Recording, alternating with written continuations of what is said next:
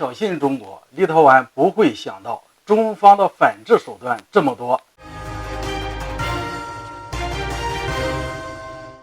大家好，我是肖云华，欢迎收看云华观点。今天我们聊聊从与台湾当局互设代表处到尾随佩洛西串台，明目张胆的立陶宛终究要为自己的行为付出代价。在中国有一个成语叫秋后算账，就是做错了一件事情，如果当事人当时没有表态，不代表后面不会追究。当时间到了该追究的时候，可能就会付出更大的代价。最近一段时间，全球舆论都在聚焦了佩洛西串台的这件事情上。当大陆用一系列的手段进行反制之后，台当局认怂了，美国也慌了。当军事行动达到既定目标之后，现在中方终于有时间来对付另一个挑衅者，我们该出手了。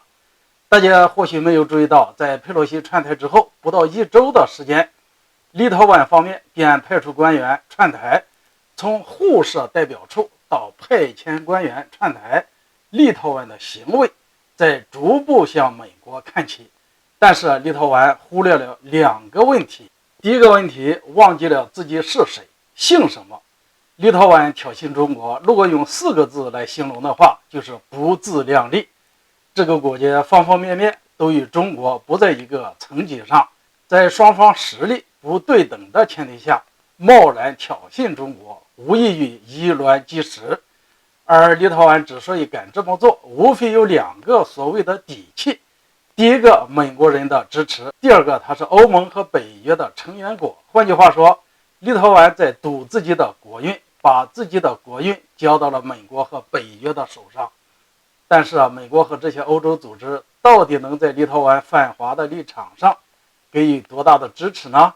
这里就需要提醒我们要聊的第2个问题了，就是立陶宛忘了做大国博弈棋子的下场。从立陶宛的种种表现来看，他想把自己打造成欧洲的反华先锋，也就是甘愿成为大国博弈的棋子。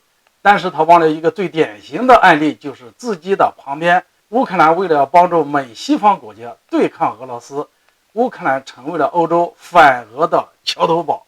也正因为如此乌克兰也成为了美西方消耗俄罗斯国力的主战场。但是在俄军的打击之下，乌克兰被打得一片焦土，城市被炸成一片废墟，百姓一片哀嚎，妻离子散。如果立陶宛成为中国与美西方国家博弈棋子的话，会不会爆发冲突不知道，但可以肯定的是，立陶宛会比乌克兰更惨。近日中方对立陶宛官员串台已经表明了立场，中方已经进行了一系列的反制手段。在我看来，我们可以从2个方面加强反制。一个方面就是军演警告，佩洛西串台，解放军进行环台军演，而且以后这样的军演还会常态化。而对于立陶宛串台，我们也可以进行军演，不过军演的地点以及参与方式我们可以改一下。改到什么地方呢？这一次我们可以和俄罗斯、白俄罗斯在白俄罗斯与立陶宛边境进行联合军演。